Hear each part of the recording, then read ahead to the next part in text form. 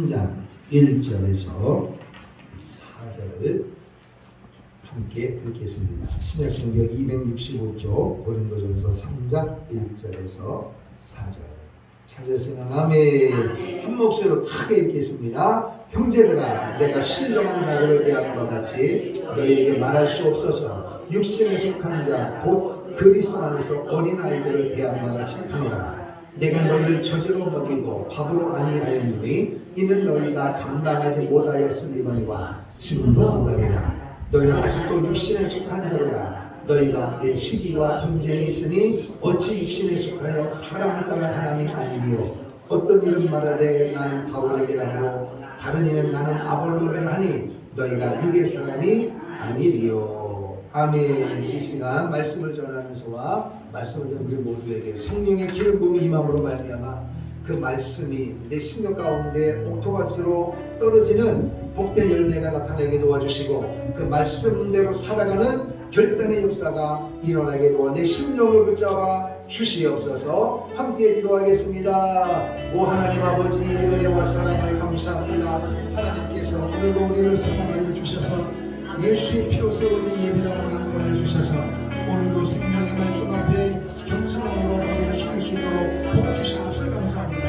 하나님 영광을 홀로 받아 주시옵소서. 말씀 대신 주님의 은혜를 소망합니다. 한 사람도 거저왔다 거저가시며 도와주시고 하나님의 음성을 듣게 하시고 하나님의 사랑을 경험하는 축복의 시간 되게 도와주시옵소서. 하나님의 구원을 같은 앞에 아버지 부족한 말씀으로 섰사오니 기도가 떨리면서 싸우니 하나님 영광 올라가 주시옵소서.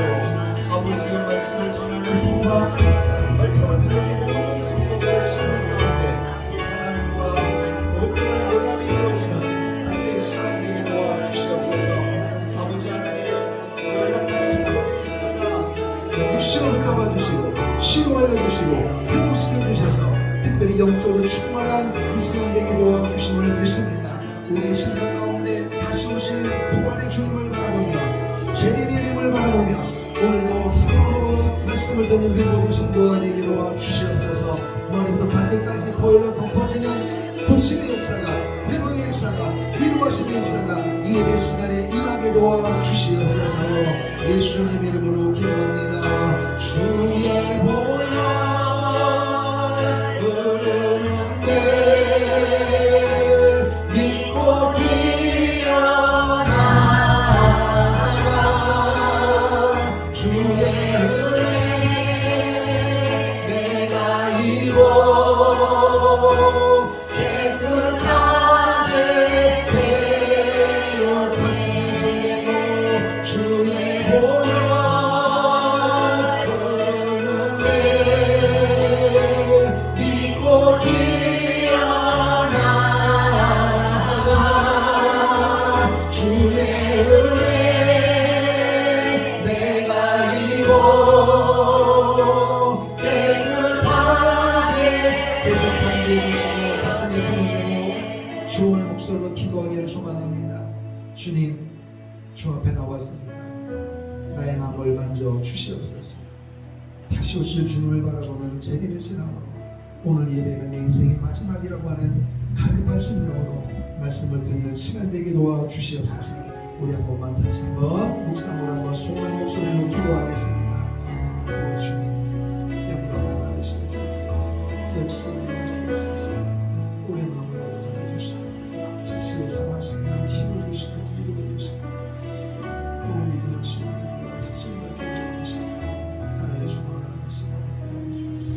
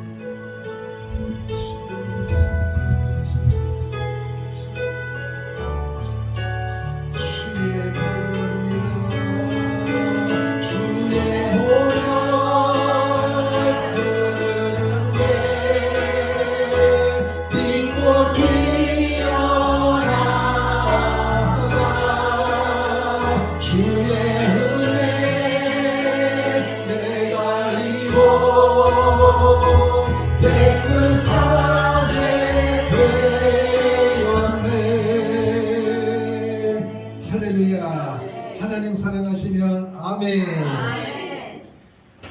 우리가 살고 있는 이 땅에는 수많은 사람들이 태어나고 있고 살아가고 있고 살다가 죽고 또 다른 사람이 태어날 것입니다. 부자가 있고 가난한 자가 있고 연약한 자가 있고 강건한 자가 있고 많이 배운 사람 못 배운 사람, 얼굴의 색깔도 키 몸무게 다 달라요.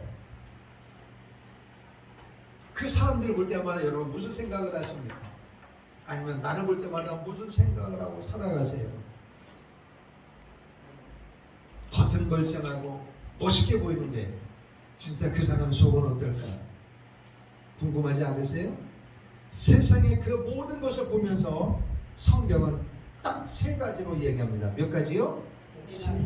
이 땅에 지구상에 수많은 사람이 살고 있지만 그 수많은 사람을 성경은 딱 세 가지로 집약을 하고 있다는 거예요. 첫 번째는 어떤 사람이냐? 한번 따라합시다. 육신에 속한 자. 육신에 속한 자. 다시 말하면 육체에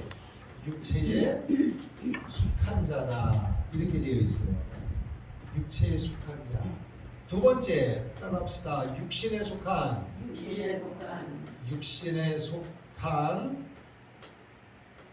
아마도 예수 믿는 사람 중에서 제일 많이 속한 자가 아마 2번이 될 것 같은데, 육신에 속한 따라합시다. 그리스도인. 육신에 속한 그리스도인이 있고, 세 번째는 따라합시다. 신령한 그리스도인. 이렇게 되어 있습니다. 사람은 이 세 가지로 구분되어 있어요. 한번 따라합시다. 육체에 속한 자, 육신에 속한 그리스도인, 신령한 그리스도인. 자, 그러면은 그림으로 한번 제가 그려볼게요. 그림으로.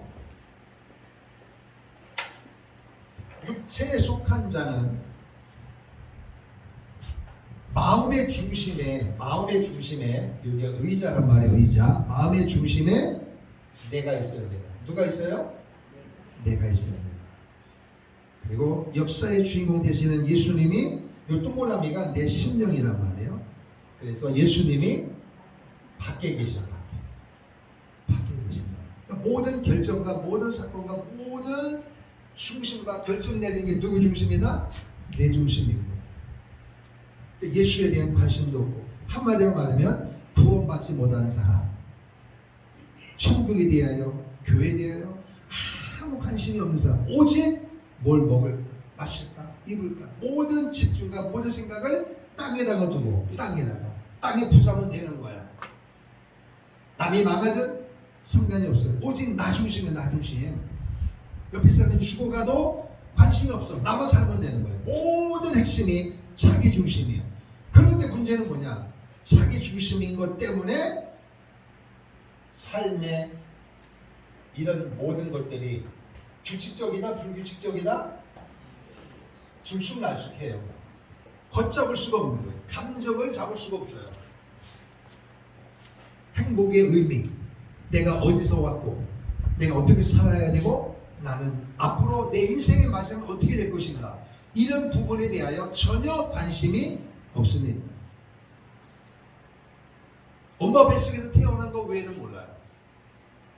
하나님의 존재, 죽음 뒤에 영원한 천국, 영원한 지옥, 관심이 아예 없습니다. 교회 간 사람을 핍박하고 무시하고. 핵심은 뭐냐? 육체로 사는 육체. 그래서 사람은 어떻게 되어 있느냐? 따라합시다. 영과 혼과 뭐로 되어 있어요? 육으로 되어 있어요.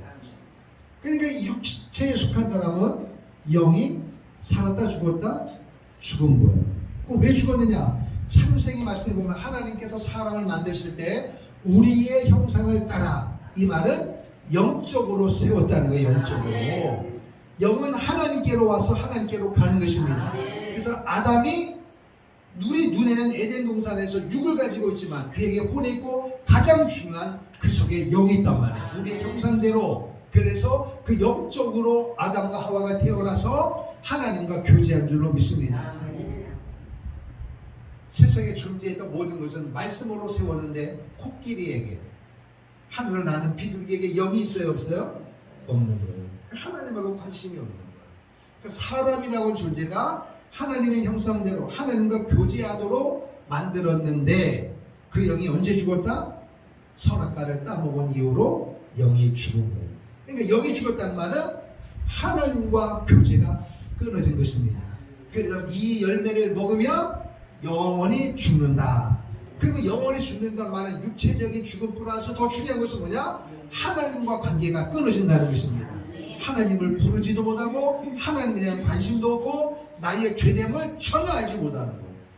그러니까 사람을 죽여도 죄의식이 없고 남의 것을 빼앗아도 죄의식이 없고 요즘 말로 사기쳐도 죄의식이 없고 수단 방법 가리지 아니하고 내가 성공만 하면 되는 거예요.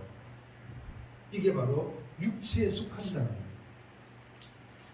영이 죽었기 때문에 혼과 육적으로 그나마 조금 멋있는 사람이 혼적인 어떤 음악, 미술, 어떤 정신세계가 조금 고차원적인 사람이 있는데 그도 역시 영이 죽었기 때문에 그래서 꽤 오래된 이야기인데 제주 지검장으로 발령된 사람이 있었어요. 그러니까 공부를 얼마나 많이 했겠어요. 어릴 때부터 부모님의 집주적인 교육을 통하여 검사가 됐단 말이에요. 검사가, 판사가. 그러니까 넥타이 매고 사람들에게 인정을 받는 사람입니다. 아내에게도 자식에게도. 근데 어느 날 뉴스에 나온 사건이 뭐냐? 그에게 숨길 수 없는 아픔이 있는데, 연약함이 있는데 그게 뭐냐? 밤중에 아내와 자식이 자는 사이에 바바리만 입고 속옷을 안 입고 밤을 돌아다니면서 여자들 앞에서 바바리맨이 되는 거예요. 그게 밝혀져가지고 한순간에 날아간 적이 있습니다. 그 자리에 오르기까지 얼마나 애를 썼느냐. 남들이 볼 때는 화려한 것 같지만 그게 뭐냐? 육체에 속한 자라는 것입니다. 육체에 속한 자. 한 가정의 가장이고 한 도의 지도자인데 어찌 그런 일이 벌어질까요? 그게 바로 영이 죽었기 때문입니다. 영이 죽으니까 육의 본능대로 사는 거예요. 육의 본능으로. 남자예요. 돈이 있습니다. 명예가 있습니다. 권세가 있습니다. 이거를 다스릴 수 있는 힘이 없는 거예요. 왜? 영이 죽었기 때문입니다. 그럼 그 사람만 그렇고 그런 짓을 안 한 사람은 멀쩡한가요? 그렇지 않다니까요. 똑같은 거예요. 다시 말하면 그리스도가 없는 인생은 그 사람입니다. 세상의 법에 걸렸든 법에 안 걸렸든 성경은 똑같이 말합니다. 육체에 속한 자다. 그 사람의 결과는 지옥입니다. 오늘 이 지구상의 대한민국 땅에도 이 육체에 속한 자가 훨씬 많죠. 기독교 인구가 1000만 명이 되겠습니까? 지금 우리나라에 우수수 떨어져서 아주 넓게 잡아서 1000만이라도 반이 안 됩니다. 그러니까 육체에 속한 자가 훨씬 많은 거예요. 더군다나 외국에 보십시오. 안 된 사람이 태반입니다. 지구상에 이런 사람이 있단 말이에요. 그 사람이 노벨 의학상을 받고 평화상을 받고 별짓을 다 해도 하나님은 그 속에 그리스도가 없으면 그 사람은 육체에 속한 자다. 이것입니다. 두 번째는 뭐냐? 오늘 본문의 말씀대로 사도 바울이 고린도 교회를 세웠단 말이에요. 고린도 교회 요즘 말로 말하면은 사람도 제일 많이 많은 고있는 교회고 재정도 제일 빵빵한 거고 교회 구성 사람들이 공부를 많이 하고 세상에 명예와 권세가 있는 사람들이 교회에 모인 거예요. 그러면 부족함이 없을 거 아니겠어요. 근데 고린도 교회에 심각한 문제가 생겼어요. 서로 파가 갈라진 거예요. 아볼로파, 바울파, 베드로파, 예수파. 교회는 성경으로 하나 돼야 되거든요. 근데 그렇게 공부하고 돈 명예 있는 사람들이 갈기갈기 찢어지는 거야. 그래서 바울이 뭐라고 얘기하냐면 고린도 교회 성도를 향하여 편지를 쓰면서 마음이 너무너무 아픈 거예요. 그러니까 바울의 눈에는 보니까 그 사람들이 처음으로 뭐로 보느냐? 육신에 속한 그리스도인으로 보이는 것입니다. 육신에 속한 그리스도인으로. 그래서 육신에 속한 그리스도인이기 때문에 젖을 먹어야 된다. 밥을 못 먹는 거예요. 밥을. 젖이란 말은 어린아이가 먹는 거예요. 밥은 장성한 사람이 먹는 것입니다. 여러분 20살이 되고 30살이 됐는데 우유병 빨고 살면 돼야 안 돼요? 그거는 심각한 문제 있는 거예요. 그리고 20살이 되고 30살이 됐는데도 기저귀 차고 다니면 돼야 안 돼요? 안 되잖아요. 20살, 30살 됐는데도 밖에 나갈 때마다 엄마 아빠 손잡고 가면 돼야 안 돼요? 목욕탕 따라가면 돼야 안 돼요? 이게 전부라고 이게 그걸 보면 사람들이 뭐라 그러겠어요? 정상으로 보겠어요? 비정상이란 말이에요. 그러니까 바울은 그리스도의 복음으로 나왔는데 어찌하여 여러분들은 하나님의 말씀을 소화를 못 시키고 쉽게 말하면 왜 싸우냐 이거예요. 왜 시기하고 질투하고 분쟁하느냐? 그 모든 것이 뭐냐? 여러분의 실체는 육신에 속한 그리스도인이라는 거예요. 그 말씀은 오늘도 마찬가지예요. 아무리 수만 명이 모인 교회에 있어도 아무리 소수의 무리가 모여 있어도 교회마다 성도의 구성원을 보면 똑같다는 거예요. 큰 교회 다니니까 그 사람은 신령한 자고 적은 교회 다니면 그게 아니라는 거예요. 시기와 질투와 원망과 불평이 있다면 그 사람은 육신에 속한 그리스도인이라는 거예요. 그건 왜 그러냐? 이 부분이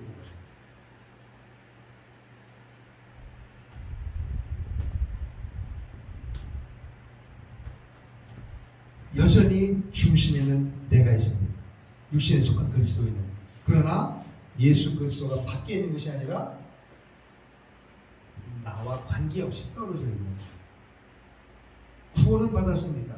교회가 뭔지를 몰라요. 물세례도 받았습니다. 직분도 받았습니다. 헌금도 합니다. 헌신도 합니다. 그런데 그게 행사에 불과한 거예요. 일회성에 불과한 거예요. 꾸준히 가지를 못하고 그렇게 하다 어느 날 뭐가 싹 터지면 감정이 상하거나 어떤 습관이 벌어지면 싸우는 거예요. 내가 잘났고 너는 잘못됐다. 비판하고 정죄하고 나의 억울함을 기필고 드러내가지고 상대방을 시험 들게 만드는 이런 일들. 그리고 설교 시간에 아멘도 못하고 찬송도 못하고 기도도 안 되고 좀 더 강하게 찌르면 졸음이 오고 은혜를 못 받는 거예요.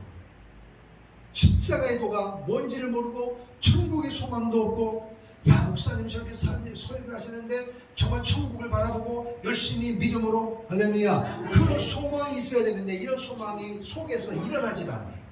근데 물어보면 구원을 받았다는 겁니다. 이게 바로 육신에 속한 그리스도입니다. 그 사람은 여전히 삶 가운데 중심이 자기예요. 어디 가도 말해도 나는 구원받았다 교회 다닌다 이렇게 말하는 사람이에요. 그러다 보니까 어떨 때는 기쁨도 되고 감사도 되고 충만도 되는데 어떨 때는 시험 들고 넘어지고 자빠지고 싸우고 삶이 불규칙적이에요. 어떨 때는 정말 예수 믿는 것 같고 어떨 때는 예수 안 믿는 것 같이 사는 사람들이 있어요. 이 사람들을 육신에 속한 그리스도인이라고 합니다. 그러니까 대한민국을 1000만 명이 예수를 믿는다고 하면 많게 잡았어요. 확실한 건 제가 판가름 내릴 수 없지만 육신에 속한 그리스도인이 반을 넘습니다. 많은 예수 믿는다고 교회를 다닌다고 하지만 결정 내리고 할 때는 전부 다 자기 중심이에요. 조금 더 쉽게 표현하면 어떤 문제를 가지고 목사님에게 상담하러 왔습니다. 그렇게 수쭉 이야기를 상담하다가 이렇게 막 탁 던집니다. 그러면은 집에 가서는 목사가 말한 대로 안 살고 자기 마음대로 살아요. 이게 육신에 속한 그리스도입니다.